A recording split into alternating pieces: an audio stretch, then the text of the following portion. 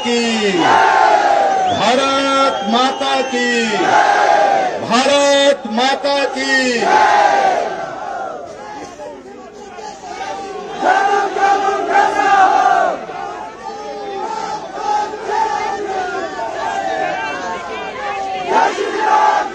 जय श्री राम, जय श्री राम, जय जय श्री राम। आज के इस बहुत ही जोश भरे कार्यक्रम में जो भारतीय जनता पार्टी के नेतृत्व ने माफिया राज को उखाड़ फेंकने के लिए आयोजित किया है, हमारे बीच में जिनका आपने अभी संबोधन सुना और जोश भरा संबोधन सुना, भारतीय जनता पार्टी के हमारे हिमाचल प्रदेश के प्रभारी आदरणीय श्री श्रीकांत शर्मा जी, भारतीय जनता पार्टी के हमारे प्रदेश के सम्मानीय अध्यक्ष डॉक्टर राजीव बिंदल जी, पार्टी के हमारे हिमाचल प्रदेश के सह प्रभारी आदरणीय संजय टंडन जी, संगठन मंत्री आदरणीय श्री सिद्धार्थन जी, मंच पर उपस्थित भाई विपिन सिंह परमार जी, सतपाल सिंह सत्ती जी, पार्टी के सभी सम्मानीय विधायक, पार्टी के सभी पदाधिकारी, कार्यकर्ता भाइयों बहनों, नौजवान साथियों और पत्रकार मित्रों, मुझे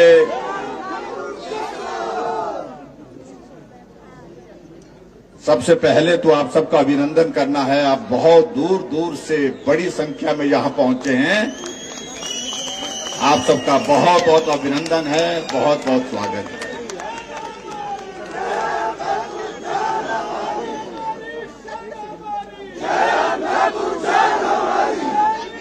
आजकल विधानसभा का सत्र चला है और आज भी हम विधानसभा के सत्र से अभी आप सबके बीच में आए हैं। मुझे पार्टी के साथियों के फोन आ रहे हैं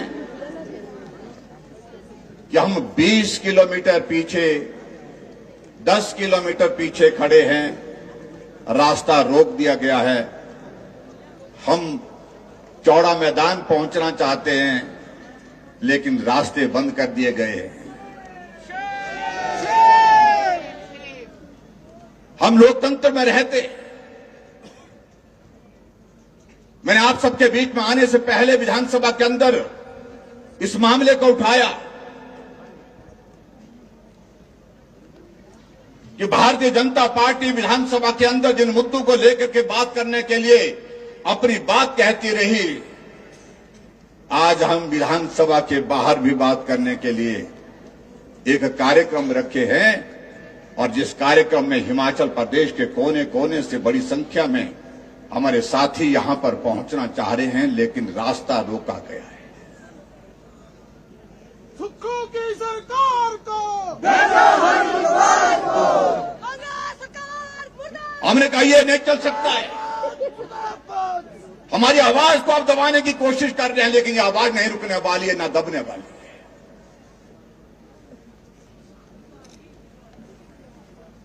विधानसभा से हम बाहर निकलने के बाद जब पैदल चले, 4 जगह बैरिकेड्स लगा करके रोका जा रहा है। ऐसी भी क्या दहशत हो गई, ऐसा भी क्या डर हो गया कि कोई आदमी यहां से आगे विधानसभा तक पहुंच ना सके। और आगे जब बढ़ करके हमने देखा, बहुत सारी गाड़ियां लगा दी हैं कि अगर आपने आगे बढ़ने की कोशिश की तो आपको कैसे रोका जा सके। और वाटर कैनन के लिए गाड़ी, हिमाचल की गाड़ियां खत्म हो गई, हरियाणा से किराए पर लेकर के यहां पर।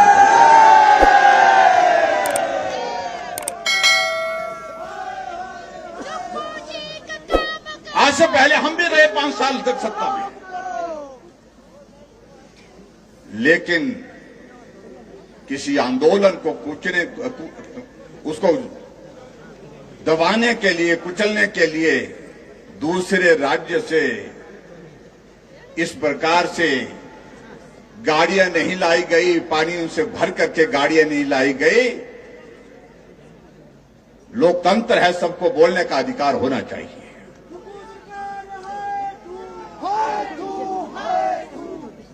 भाई और बहनों, मुझे लगता है कि मुझसे पहले हमारे साथियों ने बहुत विस्तार से बात कही है। आज हिमाचल बर्बादी के एक दौर पर खड़ा है। चारों तरफ हम तबाही देख रहे हैं और कानून व्यवस्था तो हिमाचल प्रदेश में कानून व्यवस्था की तो कोई नाम की कोई चीज रही ही नहीं। तख्त बदल दो, ताज बदल दो। कहने के लिए देवभूमि हिमाचल, तख्त बदल दो, ताज बदल दो। और जिस देवभूमि हिमाचल प्रदेश में लोग आनंद के साथ रहते हैं, बाहर के लोगों का भी अभिनंदन करते हैं, उनको भी प्यार देते हैं, स्नेह देते हैं, सहयोग देते हैं। और वहां आज हिमाचल प्रदेश किस कदर जो है वो कानून व्यवस्था की नजर में दुनिया के सामने खड़ा हो गया है। आज दिन दिहाड़े गोली चल रही है। माफिया राज इस कदर हिमाचल प्रदेश में अपने पांव मजबूती के साथ पसार चुका है, किराए पर गुंडे पड़ोसी राज्यों से ला करके यहां गोलियां चलाने का काम हो रहा है। ये हिमाचल में कभी नहीं हुआ था कॉन्ट्रैक्ट किलिंग का। ये कॉन्सेप्ट हम सुनते थे, कहीं बाहर होता था, लेकिन आज ये हिमाचल प्रदेश देवभूमि के अंदर हो रहा है। भाड़े पर, किराए पर शूटर लाए जा रहे हैं, उनसे गोलियां चलाई जा रही है। तख्त बदल दो, ताज बदल दो। एक तरफ होली का त्योहार होता है, पूरा देश होली का आनंद ले रहा होता है, लेकिन व्यवस्था परिवर्तन सुख की सरकार का आलम देखिए कि होली वाले दिन पूर्व विधायक के घर में जाकर के गुंडे गोली चला करके उनको घायल कर देते हैं, उनके पीएसओ को घायल कर देते हैं। आपकी ही पार्टी का विधायक, पूरा विधायक, आप क्या कह सकते हैं? कहां कानून व्यवस्था नाम की चीज रह गई है? मंडी में हमारा एक ढाबा चलाने वाला मेरा क्लास फेलो, हम कॉलेज में इकट्ठा पढ़े हैं, प्रदीप गुलेरिया, ढाबा चला करके अपने परिवार का पालन पोषण कर रहा है। और रात को वहां पर नौजवान आते हैं, बाइक पर आते हैं, जो सारे दिन की कमाई गले के अंदर रखी गई थी उस पैसे को उठा लेते हैं, सीसीटीवी की तारें उखाड़ देते हैं और उसके बाद गोली चला देते हैं। जिंदगी और मौत के बीच में प्रदीप गुलेरिया जो है आज जो है हॉस्पिटल में एडमिट है। ये हिमाचल प्रदेश में हो रहा है। पत्रकार पूछ रहे थे आज हमको, आपका ये प्रदर्शन किस बात के लिए है? हमने कहा ये हिमाचल को बचाने के लिए है, माफिया राज से बचाने के लिए है, गुंडागर्दी से बचाने के लिए है, भ्रष्टाचार से बचाने के लिए है।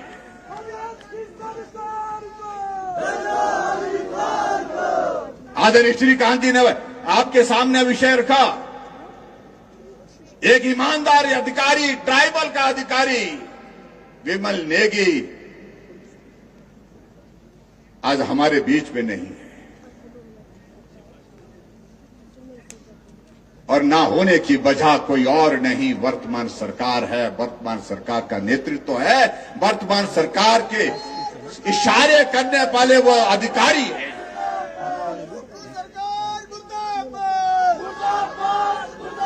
आखिर क्या वजह बनी? क्या दबाव था? क्या इस तरह की हालात बने? 10 दिन गुम रहते हैं, उसके बाद उनकी लाश मिलती है, और जब लाश मिलती है परिवार के लोग जो है वहां पर एचपीपीसीएल के दफ्तर के सामने वहां पर धरने पर बैठ जाते हैं लाश लेकर के। और भारतीय जनता पार्टी के हमारे नेतृत्व ने उचित समझा कि विधानसभा का सत्र लगा हुआ है, हम विधानसभा के अंदर इस मामले को लेकर के बात करें। हमने विधानसभा के अंदर मामला उठाया, सरकार जवाब देने के लिए तैयार नहीं थी। और हम आगे बढ़कर के फिर गए। हमने कहा परिवारजनों से संवेदना व्यक्त करनी चाहिए, मानवीय दृष्टिकोण होना चाहिए। हम जाकर के वहां पर पहुंचे परिवारजन को मिलने के लिए, और कांग्रेस के मुख्यमंत्री बोलते हैं सुखविंदर सुक्खू जी कि आप रोटियां सेकने के लिए गए। हम परिवार को मिलने के लिए किन्नौर गए, उनके घर पहुंचे और कहते हैं कि आप जो है वहां पर रोटियां सेकने, जो है वो राजनीतिक रोटियां सेकने के लिए गए। मुझे लगता है ये हमारा मानवीय दृष्टिकोण है, ये भारत की संस्कृति है। संवेदना में किसी के साथ खड़े होना कोई भी पाप नहीं है, कोई गलत काम नहीं है। आप अंदाजा लगाइए, वर्तमान सरकार की हालत देखिए। हमने कहा मुख्यमंत्री जी हम तो जा करके आए, होना तो ये चाहिए था कि आपको भी जाना चाहिए थे परिवार के बीच में वहां पर संवेदना व्यक्त करने के लिए, लेकिन फुर्सत नहीं मिल पाई। ना मुख्यमंत्री गए ना उप मुख्यमंत्री गए। ये हालात हैं आज की तारीख में। परिवार के सदस्य कह रहे हैं कि हम निष्पक्ष जांच चाहते हैं, और निष्पक्ष जांच अगर संभव है तो वो सीबीआई के हाथों में है। और मुख्यमंत्री जब कहते हैं विधानसभा के अंदर, कहते हैं कि सीबीआई तो आपके हाथों में है। मैं समझता हूं ये बहुत दुर्भाग्य है, बहुत दुर्भाग्यपूर्ण बात है जो मुख्यमंत्री कह रहे हैं। सीबीआई देश की सबसे बड़े इन्वेस्टिगेटिंग एजेंसी है जो निष्पक्ष होकर के जांच करती है। और मैं दूसरा प्रश्न तो यही पूछना चाहता हूं, जब परिवार के लोगों को भरोसा नहीं आपकी जांच पर, जब पूरे प्रदेश की जनता को भरोसा नहीं आप पर, आपकी इस जांच पर, जब पूरे प्रदेश के साथ साथ में कर्मचारी उस विभाग में काम करने वाले उनको भरोसा नहीं आपकी बात पर, आपकी जांच पर, तो आप सीबीआई की जांच क्यों नहीं करना चाहते हैं? इसका जवाब दीजिए। जांच क्यों नहीं होती? चक्कर है भाई। सीबीआई जांच क्यों नहीं होती? हाँ, बात तो ये है सही, क्योंकि जो प्रोजेक्ट है, चाहे वो प्रोजेक्ट जो है वो ऊना में जो लगा है पेखुवेला का, चाहे वो वाला प्रोजेक्ट है, चाहे किन्नौर का वो दूसरा प्रोजेक्ट है, शोंगटोंग प्रोजेक्ट है, मामला तो गड़बड़ वहां है। अधिकारी को जवाब करके और मेरी जानकारी के मुताबिक हम वेरीफाई करने की कोशिश कर रहे हैं। जिस दिन वो घर छोड़ करके गायब हुए, विवश हुए, उस दिन भी उनसे करोड़ों रुपए के बिल जो है वो क्लियर कराए गए। किसी की पेमेंट करनी थी, और वो पेमेंट किसको करनी थी? वो अभी कोई खास आदमी थे जिनकी पेमेंट उसमें करनी थी। ये सारी बातों को लेकर के जांच होनी चाहिए। क्या गुनाह किया हमने अगर हमने सीबीआई की जांच मांगी? इसलिए भाई और बहनों, ये हालात पूरे हिमाचल प्रदेश में बने हुए आज की तारीख में। कांग्रेस से, सरकार से भरोसा टूटा हुआ है। और बाकी तो भाई और बहनों, मैं आप सबके बीच में ये भी कहना चाहता हूं, ये 2.5 साल कांग्रेस की सरकार के हिमाचल प्रदेश में हो गए। अब 2.5 साल के बाद उतराई का वक्त शुरू हो गया, और ये उतराई का दर वक्त जो है ऐसी तेज रफ्तार से खत्म हो जाएगा। ब्रेक लगाने की कोशिश करेंगे लेकिन ब्रेक नहीं लग पाएगी, ब्रेक भी फेल हो जाएगी। आप हालात आज देखिए इस प्रकार के बन गए। हिमाचल के इतिहास में ये पहली सरकार है जब सत्ता में आने के बाद सबसे पहला फैसला ये किया कि 6 महीने नहीं 1 साल से खुले हुए भारतीय जनता पार्टी के लगभग 2000 संस्थान बिना वजह के बंद कर दिए। खुले हुए संस्थान, चले हुए संस्थान, बजट के प्रावधान से के साथ की खोले गए संस्थान, आपके कहने पर खोले हुए संस्थान वो बंद कर दिए।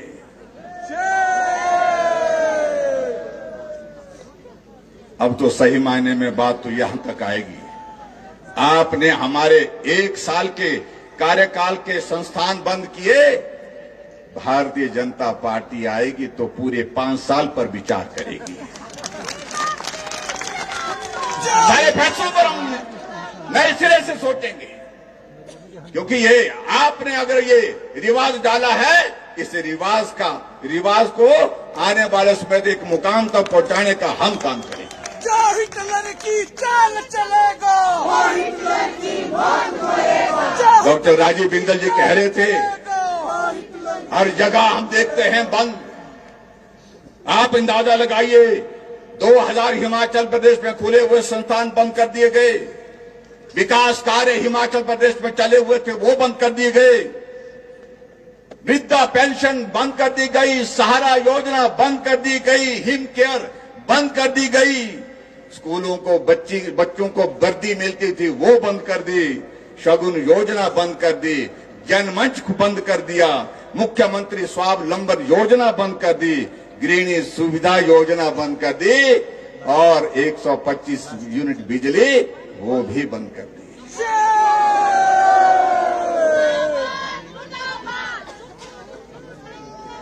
और मुझे लगता है कि आपने जो बंद करना था आपने कर दिया, लेकिन अब आप इस बात को मान करके चलिए कि आने वाले समय में अब हालात ऐसे बनेंगे जब सरकार का सड़क पर चलना बंद हो जाएगा, क्योंकि हिमाचल जाग चुका है, हिमाचल निकल पड़ा है, पूरा हिमाचल सड़कों पर, चौक पर, चौराहे पर आ चुका है कि ऐसी सरकार हमने हिमाचल प्रदेश में आज से पहले कभी नहीं देखी, जो काम करने के लिए चुनी गई थी, लेकिन वो काम बंद किए जा रही है। आदरणीय श्रीकांत जी कह रहे थे कि गोबर का पैसा मिला, गोबर सारा बिक गया, 125 यूनिट बिजली मिल गई, दूध की जो है गाय का दूध, भैंस का दूध जब कहा था 100 रुपए लीटर, 80 रुपए के हिसाब से, 80 रुपए लीटर के हिसाब से मिलेगा, वो ऐसी एक नहीं अनेकों बातें। और सबसे बड़ी बात तो ये मैं कहना चाहता हूं, क्या ये सत्य नहीं है कि हिमाचल प्रदेश में अब सत्ता में आए थे, झूठी गारंटियों के बलबूते सत्ता में आए थे, झूठ बोल करके सत्ता में आए थे और झूठ बोल करके सरकार को चलाने की कोशिश कर रहे हैं। इस बात की इजाजत भारतीय जनता पार्टी आपको नहीं देने वाली है। अभी बजट 70 हुआ, आजकल चला है बजट 70, और बजट में मैं आपको बताऊं बड़ा दिलचस्प बात, मुख्यमंत्री जी बार बार कह रहे कि हमने 5 गारंटियां पूरी कर दी। हमने कहा कौन कौन सी? बोलते 5 कर दी, बस हमने कह दिया 5 कर दी। आज माताएं बहनें यहां पर बैठी हैं, बड़ी संख्या में आई है, मैं आपका अभिनंदन करता हूं, स्वागत करता हूं। कहा था कैबिनेट की पहली बैठक में कैबिनेट की पहली बैठक में 1500 रुपए दे दिए जाएंगे, और अब कह रहे हैं कि चरणबद्ध तरीके से देंगे। अब तो चरण आपके ही पकड़ेंगे, माता बहनें उनका ही चरण पकड़ेंगी, और मालूम पड़ेगा चरण पकड़ने का श्राप कैसे लगेगा। उसको भी कहते हैं गारंटी पूरी कर दी आपने।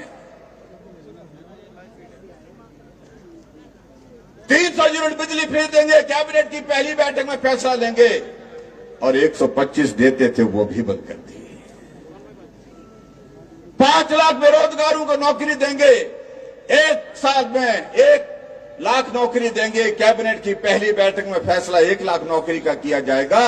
आज हिमाचल प्रदेश में हालात ये बन गए कि नौकरी मिलना तो बहुत मुश्किल काम है, बहुत भाग्य वाले लोगों को नौकरी मिल सकती है, क्योंकि सरकार ने नौकरी पर पूर्ण विराम। नौकरी किसको मिल सकती है?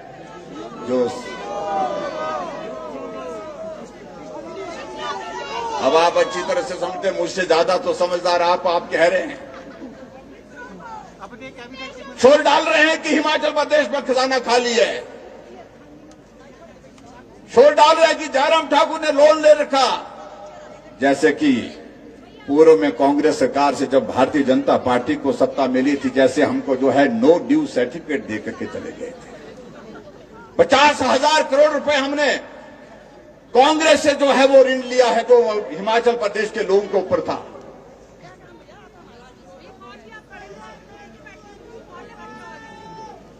और ऐसी सूरत में मैं आपको यह जरूर कहना चाहता हूं, आज हिमाचल प्रदेश में कांग्रेस के 2-2.5 साल के कार्यकाल में जितना ऋण हमने 5 सालों में लिया था, उससे ज्यादा ऋण अभी जो है वो 2.5 साल के कार्यकाल में ले चुकी है। आप अंदाजा लगाइए किस प्रकार की स्थिति है। नए नए अंदाज निकाले हैं सरकार ने काम करने के। और सबसे बड़ी चिंता की बात तो अध्यक्ष, ये हमारे अध्यक्ष जी ने कहा आप सबके बीच में, मैं यही कहना चाहूंगा कि जिस तरह से हिमाचल आज, जिस हिमाचल प्रदेश को कहते थे देवभूमि, आज सोशल मीडिया में हम देखते हैं पोस्ट लगती है तो पीड़ा होती है, उसको देखते हैं रेंगता हिमाचल। सचमुच में दिल को जो है वो बहुत पीड़ा होती है। हमने विधानसभा के अंदर इस मामले को लेकर के बात कही कि आज हिमाचल प्रदेश में दूर दराज के इलाके में चिट्टा पहुंच गया। 20 से ज्यादा नौजवानों की पिछले जब से नई साल शुरू हुई है 1 जनवरी के बाद सड़कों पर, चौक पर, चौराहे पर मौत हो गई चिट्टे की ओवरडोज के कारण। और मुख्यमंत्री हिमाचल प्रदेश की विधानसभा के अंदर कहते हैं कि 30% चिट्टा कब हो गया। क्या तराजू है, क्या तरकड़ी है ऐसी, किस तरह से आपने ये लगाया है। चारों तरफ तो है तबाही हो रही है भाई और बहनों। इन सारे मुद्दों को लेकर के भारतीय जनता पार्टी ने तय किया, चाहे वो चिट्टा माफिया है, चाहे वो खनन माफिया है, चाहे वो स्क्रैप माफिया है, चाहे वो ट्रांसफर माफिया है, हर तरह के माफिया के खिलाफ भारतीय जनता पार्टी विधानसभा के बाहर भी अपनी बात कहने के लिए 27 तारीख को इकट्ठा हो गई। आज आप इस कार्यक्रम में यहां पर पहुंचे। आज हमारे लिए प्रसन्नता का विषय यह है भाई और बहनों कि अगर हिमाचल प्रदेश में अगर काम हो रहा है तो मात्र आदरणीय नरेंद्र भाई मोदी जी के आशीर्वाद से हो रहा है, भारतीय जनता पार्टी की सरकार की वजह से।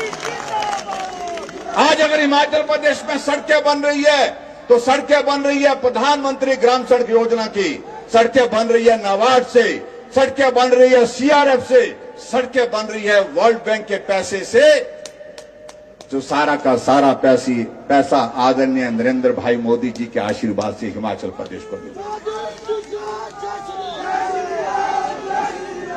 हिमाचल के इतिहास में यह पहली बार ऐसा बजट हम अब की बार देखा जहां हजारों करोड़ रुपए की बजट में इंक्रीज होती थी। 4,000 करोड़, 5,000 करोड़, 7,000 करोड़, 8,000 करोड़ की इंक्रीज हर साल होती थी।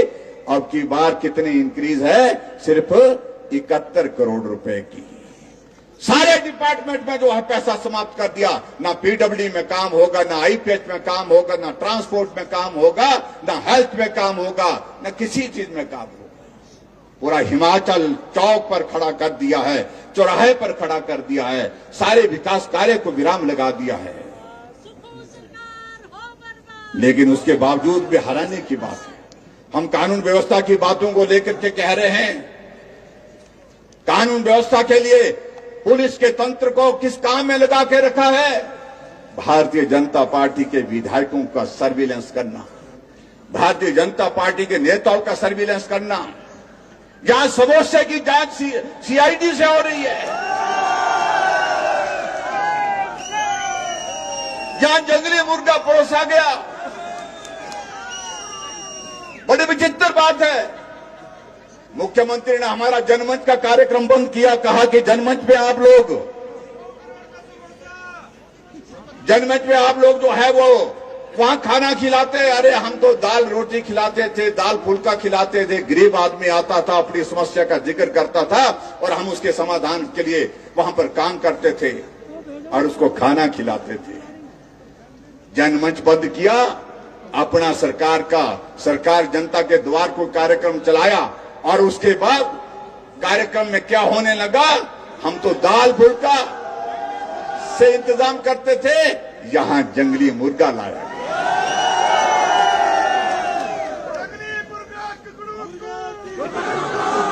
हो गई कुकड़ू को। और हैरानी की बात आप देखिए, वहां पर जब हमने मामला उठाया तो मामला जो है एफआईआर दर्ज जो है ना मारने वाले के खिलाफ ना बनाने वाले के खिलाफ, जिनने जंगली मुर्गा मारा था, जिनने जंगली मुर्गा बनाया था, ना खाने वालों के खिलाफ। मुर्गे के लिए एफआईआर किसके खिलाफ दर्ज की? मीडिया वालों के खिलाफ। इन्होंने खबर छापी। आखिरकार अंदाजा लगाइए अब क्या हो रहा है। ऐसे तमाशे भरे फैसले हिमाचल प्रदेश में हो रहे हैं। एक आदमी जाता है, बस में जाता है, अपने साथ कुकर ले जाता है, मंडी से आउट उतरता है तो कुकर का 2 लीटर के कुकर का किराया ले गया। एक बच्चा यहां से धर्मशाला जाता है, बस में चढ़ता है, हीटर ले जाता है। मां बाप ने कहा कि सर्दी का मौसम है, सर्दी से बचने के लिए हीटर ले जाओ। वो हीटर लेकर के सेंट्रल यूनिवर्सिटी के लिए वहां पर कांगड़ा के लिए धर्मशाला के लिए गए तो हीटर का भी किराया लिए गया, आधा किराया।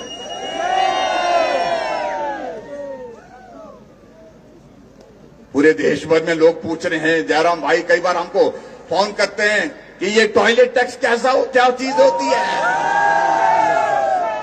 आप अंदाजा लगाइए किस प्रकार के फैसले लिए जा रहे हैं, किस तरह की सरकार हिमाचल प्रदेश में। जब से हिमाचल बना है उसके बाद ऐसी सरकार किसी ने नहीं देखी, ऐसे बिना सोचे समझे फैसले लेने वाली सरकार नहीं देखी।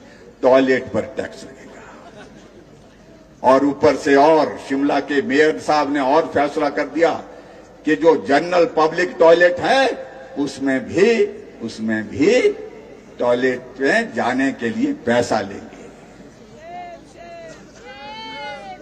लोग पूछ रहे हैं ये फैसले कैसे फैसले इस तरह के हैं। जगनसाई हो रही है पूरे हिमाचल प्रदेश में इस बात को लेकर के। मैं हैरान होता हूं कि बिना सोचे समझे फैसले इस प्रकार से लेते हैं। मैं समझता हूं कि ये बहुत बड़ा चिंता का विषय, हैरान करने वाला विषय है। लेकिन उसके बावजूद भी और अभी एक फैसला और कर दिया। और फैसला क्या कर दिया कि हिमाचल प्रदेश में हमारी सरकार जो है वो बहुत पारदर्शिता के साथ काम करने वाली है। और पारदर्शिता के साथ काम करने वाली है। हम कुछ इस तरह के फैसलों को लेकर के हिमाचल प्रदेश में नए व्यवस्था परिवर्तन के नए आयाम स्थापित करेंगे। और उसमें ये भी फैसले हिमाचल प्रदेश में लिए गए कि जहां हमारे जो ट्रेजरी में जो पैसा होता है उसमें एक आदेश कर दिया कि 10,000 रुपए से ज्यादा पैसा नहीं रिलीज करना। आप अंदाजा लगाइए, हम विधायकों ने चिट्ठियां लिख रखी हैं, सैंक्शन करके रखा है विधायक निधि का पैसा, लेकिन उसके बावजूद वो पैसा वहां पर विकास कार्यों के लिए नहीं पहुंच पा रहा। इसलिए नहीं पहुंच पा रहा है क्योंकि वहां ट्रेजरी में डायरेक्शन दे रखी है कि 10,000 से ज्यादा कोई भी जो है आपने पैसा रिलीज नहीं करना। जब मामला उठाया तब जाकर के बात करें। इसलिए भाई और बहनों, तमाशे का विषय बना है। और कई इनके जो साथी समर्थक ऐसे काम करते हैं। एक स्कूल में आदेश कर दिए, चिट्ठी निकाल दी गई कि सरकार को पैसे की जरूरत है और पैसे की जरूरत के लिए क्या करना पड़ेगा कि जादूगर का शो करेंगे, उसका 50% पैसा जो है फिर हम मुख्यमंत्री को देंगे। गिली करके आप अंदाजा लगाइए क्या फैसले ले रहे हैं। और मैंने पहले भी कहा था विधानसभा के अंदर इस बात को लेकर के कहा था मैंने कि अब हालात इस कदर बन गए हैं हिमाचल प्रदेश में, और जिस हालात के मुताबिक हमको लगता है कि अब सरकार की नजर जो मंदिर है हमारे उसमें पैसा है, उस पैसे पर नजर है। सोना चांदी वहां पर श्रद्धालुओं ने दे रखा है, उस पर जो है नजर है। उस वक्त कहा कि नहीं होगा, ये बिल्कुल आप गलत बोल रहे हैं। और नोटिफिकेशन निकली कि मंदिर में जितना भी पैसा है वो सारा का सारा पैसा जो है वो सरकारी खजाने में जमा कर दिया जाए। जब हमने इस बात को लेकर के बात कही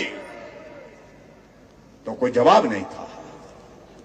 हमें कहने लगे कि आपने भी किया। हमने कहा तो हमने तो सिर्फ गाय, जिसको हम मां कहते हैं, सनातन में हम जो है विश्वास करने वाले लोग गाय को मां कहते हैं। आज मां हमारी जो है चौक चौराहे पर मिलती है, चौक चौराहे पर गिरी मिलती है, पड़ी मिलती है, उसकी सेवा के लिए हमने सिर्फ इजाजत दी मंदिर ट्रस्ट को। वो 15% तक पैसा उसमें खर्चना चाहे तो खर्च सकते हैं। हमने सरकार की किसी योजना के लिए पैसा नहीं मांगा। सरकार का पैसा जो है हिमाचल प्रदेश में इस प्रकार से मंदिरों से लेकर के कर रहे हैं। और आने वाले समय में मैं कह रहा हूं भाई और बहनों, हालात इस कदर बनेंगे कि मंदिरों में जो सोना चांदी है, मुझे लगता है कि उसको भी ये छोड़ने वाले नहीं है। इसलिए बहुत सारी चीजों को लेकर के हमको आने वाले समय में कदम उठाने पड़ेंगे। धंधा बना है, इंडस्ट्री हिमाचल से चले गई, 118 पे लाखों रुपए लिया जा रहा है, लूटा जा रहा है।